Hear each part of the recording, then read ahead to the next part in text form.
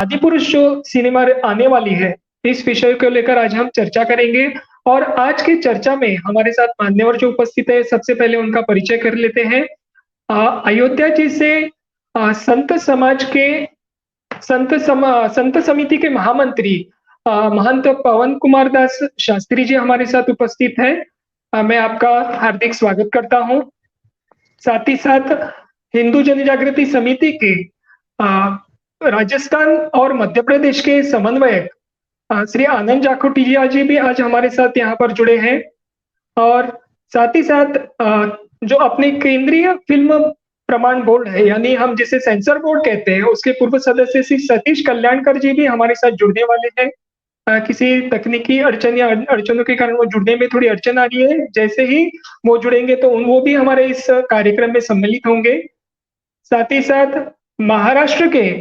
जो भाजपा के प्रवक्ता तथा विधायक हैं राम कदम जी, इन्होंने भी इस विषय पर अपनी प्रतिक्रिया व्यक्त की है। वो भी हम आज के इस चर्चा में देखेंगे।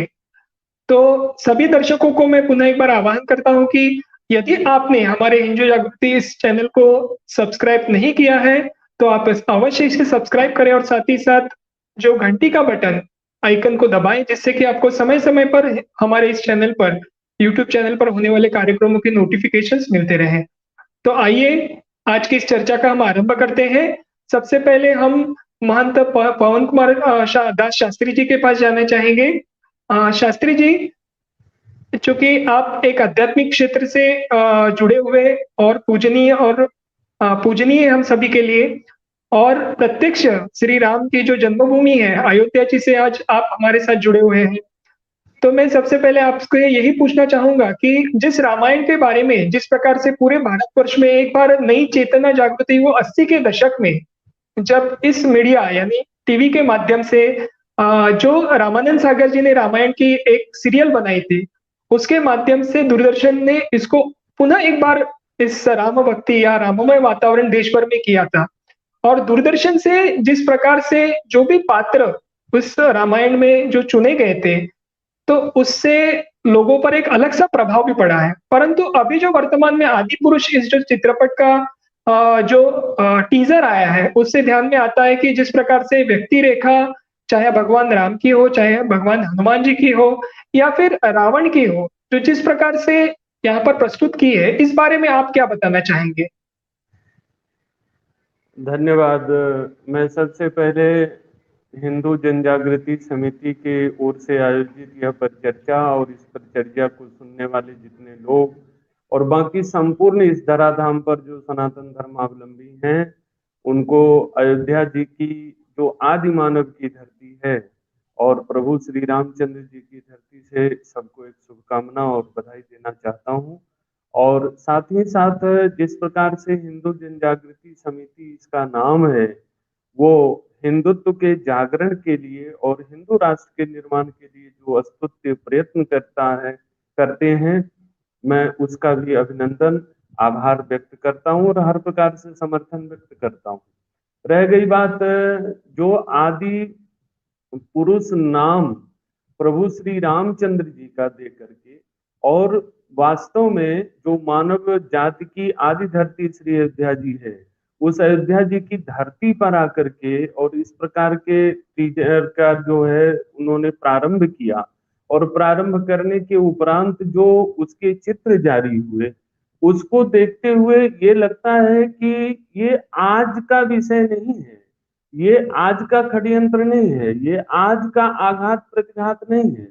ये विगत हजारों वर्षों से जो सनातन धर्म के जड़ों पर प्रहार हो रहा है और नाना प्रकार से प्रहार हो रहा है। पहले लेखन का माध्यम था, तो पुस्तकों के माध्यम से इस प्रकार की विकृतियों को लोगों के सामने रखते थे हमारे सनातन धर्म के, और आज नेट का जमाना आया, सिनेमा का जमाना आया, और इस प्रकार का युग जब आया है, तो उस युग में ये लोग उस प्रकार की छवि को गढ़ रहे हैं जिससे सनातन धर्म की जड़ें बिल्कुल समाप्त हो जाएं, और हमारी जो छवियां हैं, हम जिसका अनुकरण करते हैं, प्रभु श्री रामचंद्र जी मर्यादा पुरुषोत्तम है। और जहां तक रावण का भी प्रश्न है, तो रावण एक महान शिव भक्त था, एक वेदज्ञ ब्राह्मण था, वेद के अर्थों को समझने वाला था, वह सनातन धर्म का विरोधी नहीं था। रावण के चरित्र में दोष था, रावण में किसी प्रकार का एक दोष आ गया जिस दोष के कारण उसको विनाश तक देखना पड़ा अपने आप। तो और लेकिन यह रूप जो दिखाया गया है आदि पुरुष के टीजर में, वह तो बिल्कुल सनातन धर्म का विरोध है। और प्रभु श्री हनुमान जी महाराज का जो रूप दिखाया गया है, वह बिल्कुल हमारे वेदों में, पुराणों में, रामायण में जिस प्रकार से देवताओं का चित्रण है और देवताओं के प्रति जो हमारी आस्था है, इस आस्था पर बहुत घोर कुठाराघात किया है। और ये कोई कहे कि ऐसी गलती वलती हो गई, हल्के फुल्के में गलती वलती हो गई, ऐसी बात नहीं है। ये जानबूझ करके बहुत दिनों से जो एक अविरल धारा चली आ रही है, और फिल्म जगत में तो ऐसा ही चला आ रहा है। देवी देवताओं का उपहास करना, पंडित ब्राह्मणों की चुटिया बना करके उसको लालची दिखाना, उसको निर्धन, उसको विद्या से विहीन दिखाना, साधु संतों का अपमान करना। तो इस प्रकार से ये बॉलीवुड जो है, इसके जन्म से ही इसके ऊपर इस प्रकार के विचारधारा के लोगों का प्रभाव और इस प्रकार के लोगों की पूंजी लगी हुई है कि यह सनातन धर्म के उच्छेद करने में लगे हुए हैं। और इस उच्छेद का प्रतिकार हम सब लोगों ने करने के लिए अयोध्या जी से शंखनाद किया है। हिंदू पर्सनल लॉ बोर्ड ने भी, अयोध्या संत समिति ने भी, संपूर्ण अयोध्या के संत समाज ने इस प्रकार के कृत्यों के केवल बहिष्कार की हम लोगों ने नहीं मांग की है, याचना किया है, बहिष्कार की योजना नहीं प्रस्तुत किया है, बल्कि सरकार से इस पर कठोर कार्रवाई करने के लिए कहा है कि हमारे आराध्य की, हमारे देवी देवताओं के, हमारे पौराणिक पुरुष के और जो हमारे आस्था के विषय हैं, ऐसे महापुरुषों के जिसको जो चाहे वह उस रूप में प्रस्तुत कर दे। उनके चरित्र को और उनके चित्र को, हमारा चित्र भी नहीं दूषित होना चाहिए और हमारे जो महापुरुष हैं उनका चरित्र भी दूषित नहीं होना चाहिए। ये हमारा पक्ष है, ये सनातन धर्म का पक्ष है, ये संपूर्ण संत समाज का पक्ष है, ये अयोध्या संत समिति का पक्ष है। जी, जी महाराज जी, आपने जो जिस प्रकार से बताया कि सभी संत समाज का भी पक्ष क्या है और ये जो